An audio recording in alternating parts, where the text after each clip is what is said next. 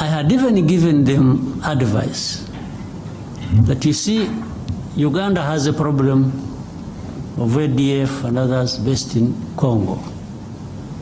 We have a problem of FDLR based in Congo. Burundi also says they have a problem based in Congo. I said, why can't we, all of us, work together? Uganda works with the DRC, Rwanda works with the DRC, Burundi works with the DRC to eliminate the threat to security along our borders. I suggested to them, to the current administration, in 2019. Now, what they did, they allowed Uganda to go and to send in their troops to go and fight ADF. They allowed Burundi to quietly go into DRC to fight whichever their groups they are fighting are. When it came to Rwanda, they refused. Of course, that means something. They refused because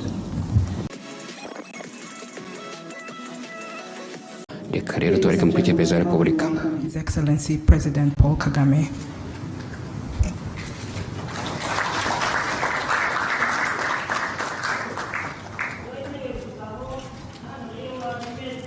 Good afternoon, Your Excellency, and a Happy New Year. Thank you for taking the time to meet here with members of the press. Mr. President, before we take questions from them, may I ask if you would like to deliver any opening remarks? Thank you, sir. We will now begin taking questions.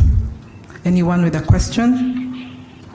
Please remember to introduce yourself and the media house you represent before asking your question.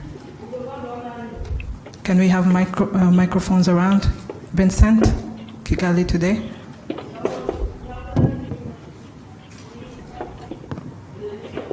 Thank you very much, Your Excellency. My name is Vincent Gasana. I work with KT Press. So it seems a startling thing to say, but all things considered, the crisis in the Democratic Republic of Congo could be ended in a mere matter of days if everybody else were to acknowledge the real causes of the conflict openly. But instead, people seem to be intent on focusing on claims from the UN group of expert reports. There is the recent statement from President Joao Lourenço, for instance, on the M23 rebel alliance entry into Masisi. Seems to go on a supposed threat to territorial integrity of the DRC instead of the real causes of the conflict. So one wonders, Your Excellency, beyond signing more agreements that a lot of the signatories tend to promptly ignore, can Your Excellency envisage anything else that can be done to bring everybody around the real causes of the conflict and focus on that and get beyond the impasse and the obvious impediments to peace? Thank you very much indeed.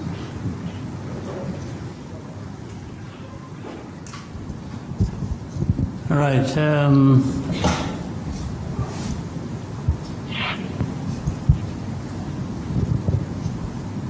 Much as I said, I didn't have much to say, as was prompted by the moderator. Let me first of all welcome you and once again wish you a happy New Year. I hope the New Year will bring blessings to all of us. I think we had time to talk about the last year. And the last year ended well. We are now in the new year. As a country, as a people, this country and our partners and myself, we hope we can continue the the good progress we made last year and do even more, including probably realizing peace in our region. We are looking forward to that. So that is the starting point of my answer to your question. This problem of Eastern Congo, which I have in the past even explained as not just Eastern Congo problem, but Congo's problem as a whole, and the problem for our region, the problem for our continent and the rest of the world.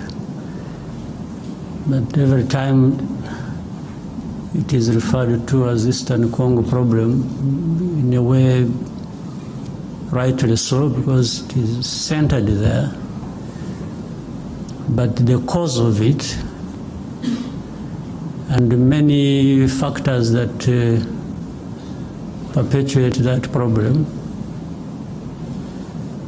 are from different parts of the world, including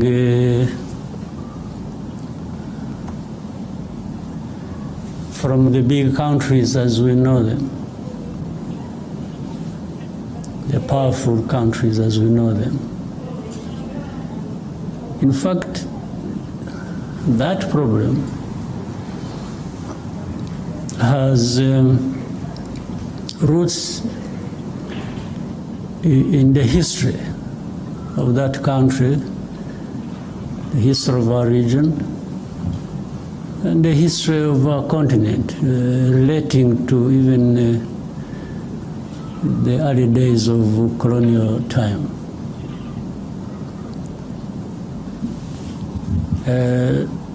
That's why many times I'm surprised. Let me go straight now to the issue raised, talking about, say, sovereignty, territorial integrity,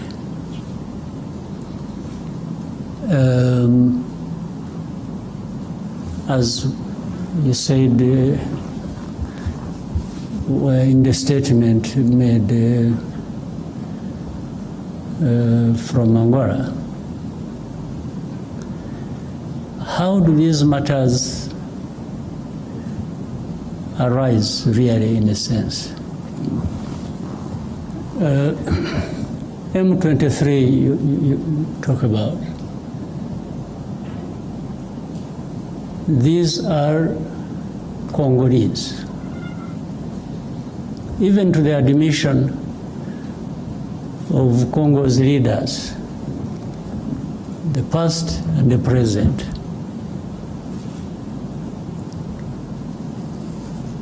Now, why are they fighting? Why do we have over 100,000 refugees here in Rwanda, originating from that region? Why? Why do we have refugees here? Is it because Rwanda wants refugees and attracted them from Congo to come to Rwanda?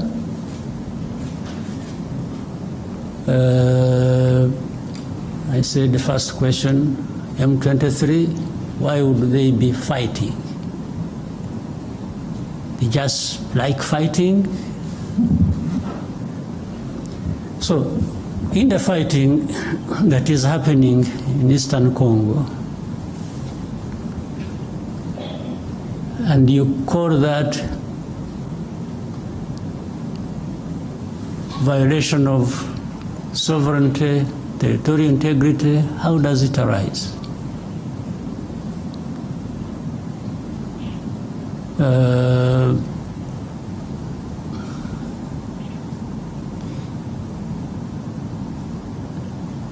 So, on one hand, these are Congolese. On the other hand, they are foreigners. So how do they combine these two identities? How do they happen to be Congolese on one hand, and then they are foreigners who have invaded Congo and therefore breaching everything about sovereignty and territorial integrity? Maybe they mean something else. Let me also try to explain that. Those who make such statements, I would remind them and remind you here, and I know you know, people play like they are ignorant about things, yet they are supposed to be experts of that. This fighting that is happening in Eastern Congo, that has been going on for these last years, you mean here in this room, people don't know how that started? Where it originated from? These groups fighting in Congo, the fighting that was started 2 more years ago, these people fighting did not come from Rwanda as of the time the war started, or they started the war fighting. Maybe I even don't know whether it qualifies as such. These people they are of Rwandese background. I don't know whether it would even be right to say they originated from Rwanda. Most of them, Congo found them where they are or where they were. It's not that there was a movement from Rwanda. Maybe some might have originated from Rwanda by this movement from Rwanda to that part, long ago. Even either before I was born or when I was a kid myself. But what I meant that Congo found these people there has to do with this history I'm talking about, of colonial times and the drawing of colonial borders. But that's why also the Congolese leaders at one point admit that these are Congolese, and then try to find another reason and say, oh, but the fighting is supported by Rwanda. But they can't tell anybody and convince anybody that the actual people who are fighting now, who started this fighting we're talking about, came from Rwanda. They did not come from Rwanda.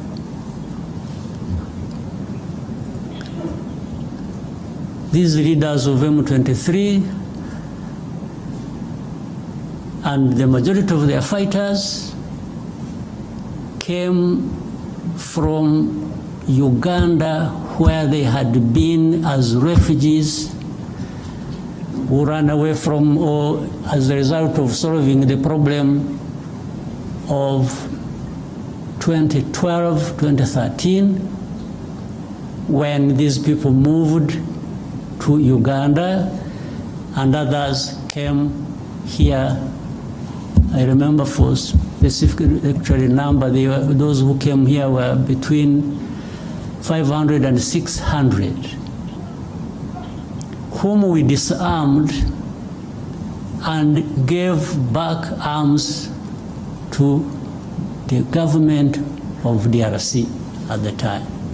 And he had been kept here for a long time until when things as they kept changing, the government of DRC used to send even their officials to come and speak to people here where we had held them in camps, to speak to them purportedly to resolve their problems.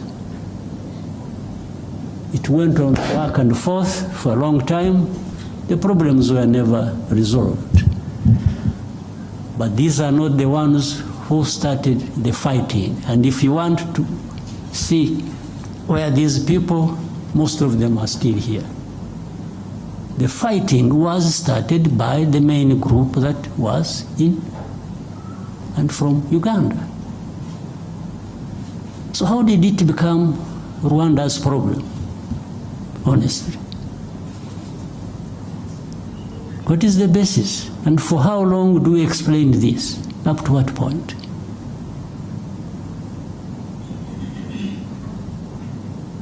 These people, the ones who lead this, and then the other hundreds of groups fighting in Eastern Congo, have nothing to do with Rwanda. The only reason Rwanda comes into question now for this is for a couple of reasons.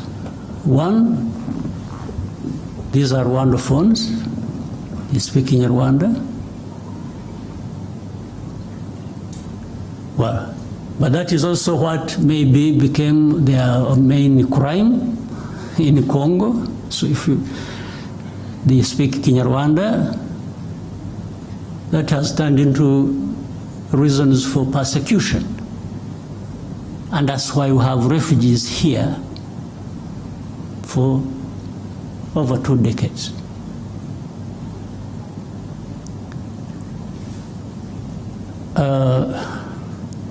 The other reason is the FDLR that has been these genociders who have been in Congo for the last 30 years, whom the international community have really entertained. I think they have deliberately preserved them. I don't know for what. Whether it is a gift of thanks to them for having committed genocide here, or preserved them because they are anti-Rwanda and government, and therefore they would use them as and whenever that is possible against Rwanda, to control Rwanda, to manage it the way they want.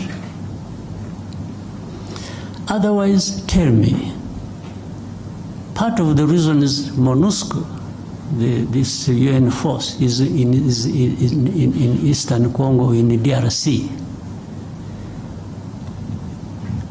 was actually to address this problem of FDLR that kept changing names over time. But after 30 years, if you ask the UN and say, what happened? If you really ask them what they've been doing for the last 30 years they've been there, and with tens of billions of dollars they have spent on it, what is there to show for that effort that was made? Only to end up blaming Rwanda for everything that is happening in Eastern Congo, or really in the Congo, because even all problems of Congo are blamed on Rwanda by these so-called international community members, and together and in support of the DRC government.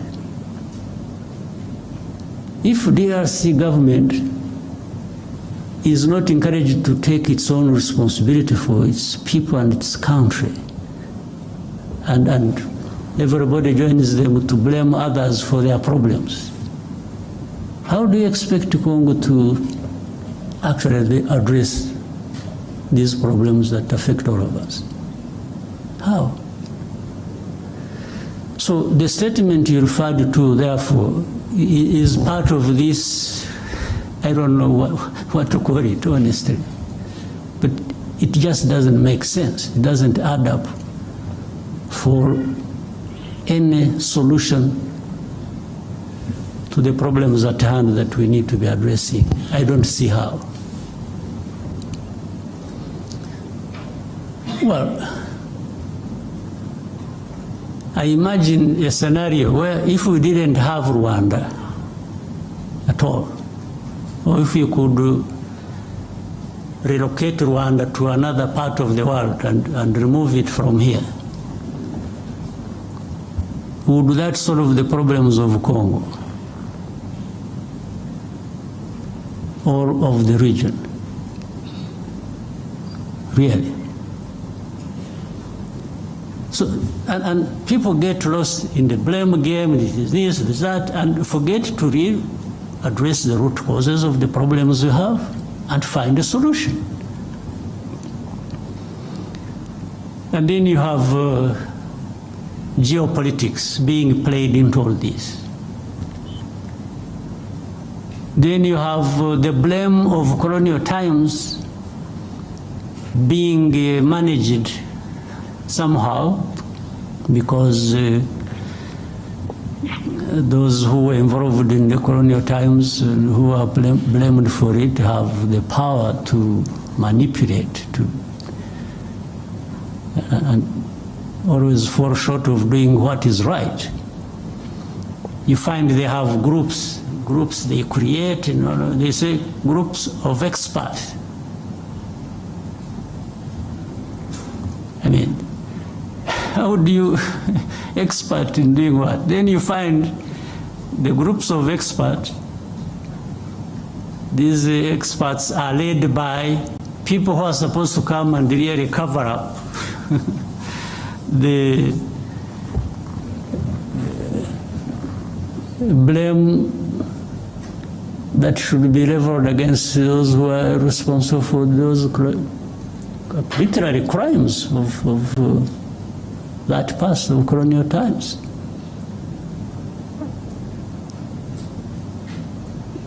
And they've been here in Eastern Congo or in Congo, groups of experts. What expertise? Expertise to come and tell lies? You know, these groups,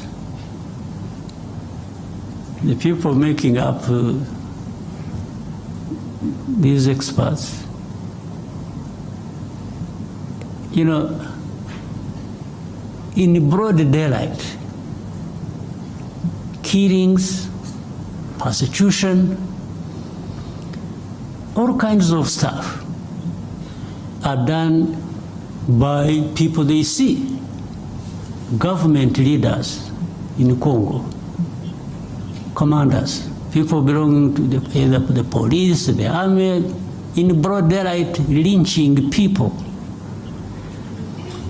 This one is kept quiet about, and then the next, these experts write a whole, they pile up crimes committed by M23. They talk about things somewhere in the background in the villages, and they don't talk about these things that were done in towns, in broad daylight, before their eyes. Then they talk about, you know, M23 violating, you know, human rights and so on and so forth. And then Rwanda behind supporting them, and Rwanda is supposed to be there stealing minerals of Congo.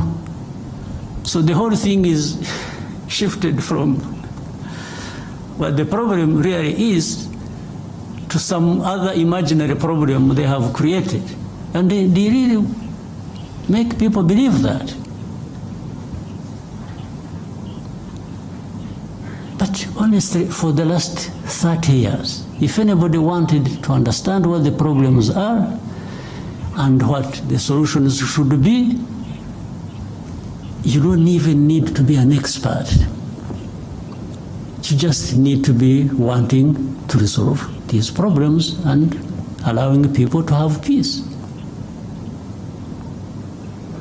So when you ask me what next do I think, what I think should happen is what I have thought from the beginning and have spoken out very loudly to whoever needed to listen. This problem is not insurmountable. It can be addressed. It can end. It should have ended in actual fact long ago. But you can't end it by manipulation. You can't end it by playing games. So, one, does FDLR exist in that situation or not? Do people understand the history of FDLR or not? So why should FDLR be an issue even for discussion?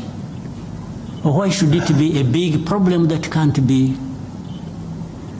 resolved? We told these people, whoever was involved, that you can, we started with DRC itself, even before the current administration in DRC. We used to approach these people. We even approached the current administration. We said, let's work together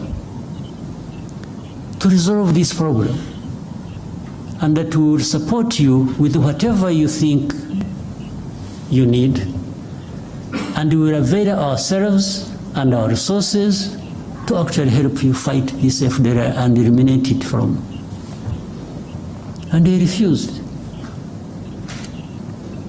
I had even given them advice that, you see, Uganda has a problem of ADF and others based in Congo.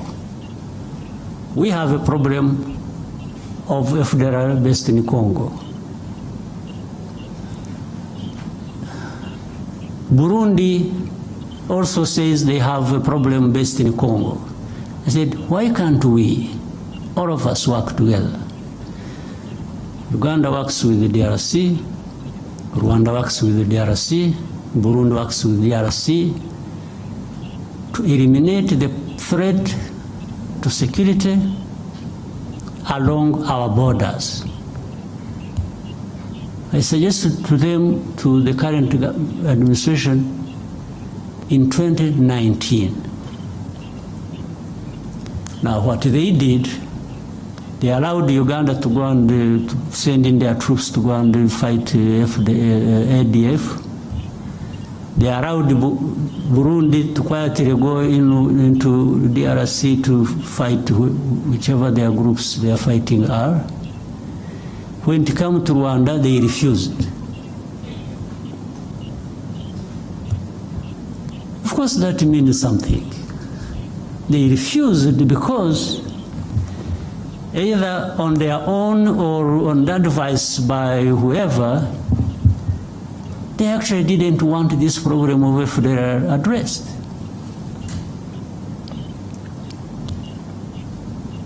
This was way before this M23 problem flared up. And as I mentioned to you, the main bulk, like The others, maybe they have been recruited from different places, but the main bulk of this group, including the leaders of M23, came from Uganda. They did not come from Rwanda. This is a basic fact you should all be knowing. Then ask yourselves, so how did it become Rwanda's problem? So why doesn't DRC address the problems of their own people? Why do they have to put the weight of that on our shoulders? Why don't they take away these 100,000 plus refugees here? Take them back home. Now, to show you the connection with these other countries, for all the time this problem has been there. Some of these refugees, these countries, United States, Canada, Scandinavian countries, other countries, they've been coming here and selecting people from these camps that they would go and relocate in their countries. They've been doing it over a long time, but they have not taken many people. Out of 130,000 we have here, they have maybe among these countries, they have maybe relocated for settlement in their areas about, it can't be more than 11,000. Over 20 years. So do these people come and take these refugees, or these people, knowing that they are taking Rwandese or they are taking Congolese? They definitely know they are taking Congolese. So how about those who are staying here and have not found a home anywhere in these areas? What happens to them? And they are coming every day, every time, with this fighting going on. So then they quickly find a solution in saying, let's blame Rwanda for everything. Then they make statements. Rwanda-backed M23 is doing this, is doing Rwanda every day. Rwanda must remove their forces.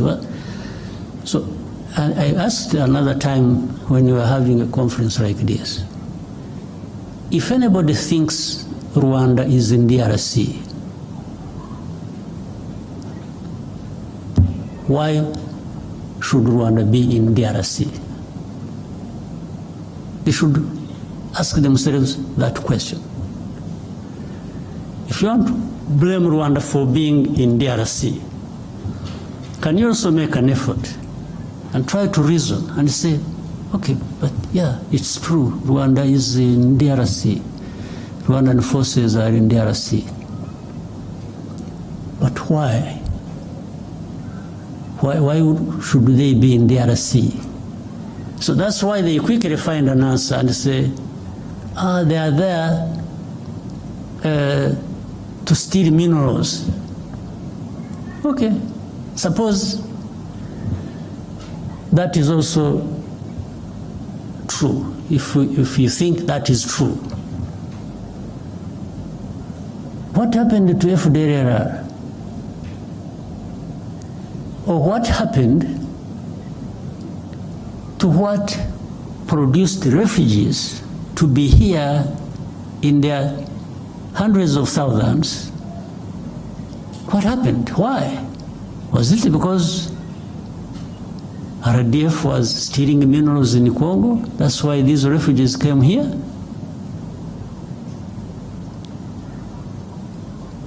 Is it? So where is the FDLR? FDLR is nowhere.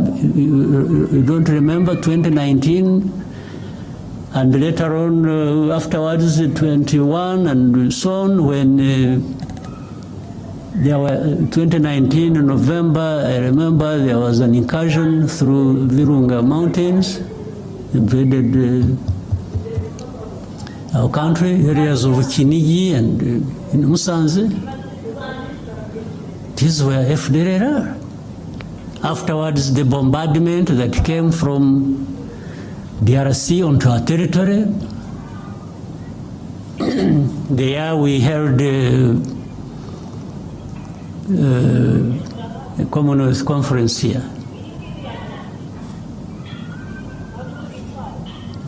So the bombardment that was, and it killed our people, and we raised these matters with the government of DRC. Now, so everything is, oh no, they are there just stealing minerals. Okay, if you are right on this, how about these other issues? How have you addressed them? So, my dear friend, I've given you a long answer. I wanted to really be quoted correctly, and I hope you will. This problem can be addressed, but it cannot be addressed by just having processes where the only thing, in fact, it's really sad. We have processes and we have leaders leading these processes, and what becomes more important is the appearance, the camera appearance. It's being seen there to be signing something, and that becomes an end in itself. You leave the problem intact, you don't address it. Oh, but you didn't go to Rwanda. Okay, how about the time I went there? What happened? Because there are times I have been in these. In fact, up to a point I got tired of going. We have meetings in Nairobi, I was always present. We have meetings in Rwanda, I was always present. We have, wherever there were meetings to discuss how to end this problem, Rwanda was present.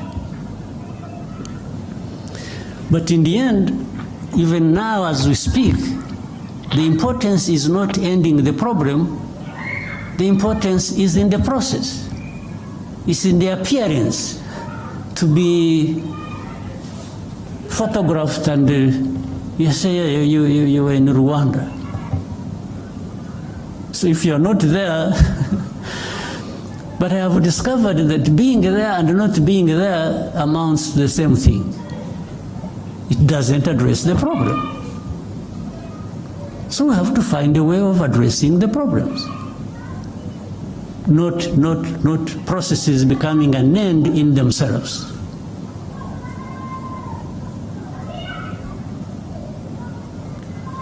Not the leaders of those processes holding people's hands and doing this being an end in itself. We have to have results built on addressing the root causes. And then another time they say, oh, Rwanda, you see, you have influence on M23. By the way, influence just because some of those guys will speak the same language, so that becomes an influence. Okay, but let's assume we have the influence. And I have been asking these people, so okay, what do you want me to tell these people? Do you really want me? What do you want me? Give me a message to take to these people over whom I have influence. And as I see, you know, they stop fighting. Okay, that one I can do. But what follows that next? Because if I tell them to stop fighting, and they are attacked and killed, who takes the blame? It's not you who sent me to tell them, it's actually me. meaning I lured the people into, but then in all conscience, do you also want me to go and tell people that you should accept being denied your rights and keep quiet because some people, some powers are not happy? So maybe that's what they want me to tell these people. I can't. You never.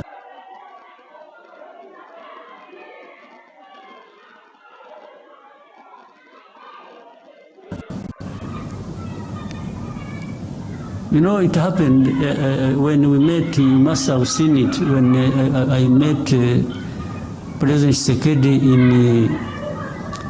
in New York. And we had with us President of France, President Macron. At that time they were telling me, please give these people message, they leave Bunagana. There is a place they had taken over called Bunagana, the border with Uganda. Otherwise, fighting will continue. I said, okay, I can even transmit your message, just out of politeness. But if I tell them to leave Bunagana and get lost, first of all, where do they go? Secondly, are you going to follow that with addressing their problem they are fighting for? And there was no clear, so, but anyway, I came back, I sent a message, sent intelligence people to tell them.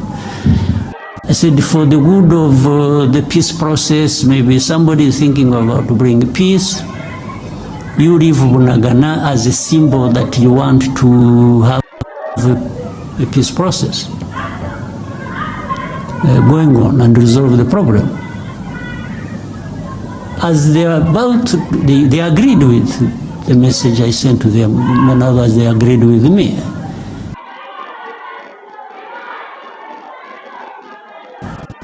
As they were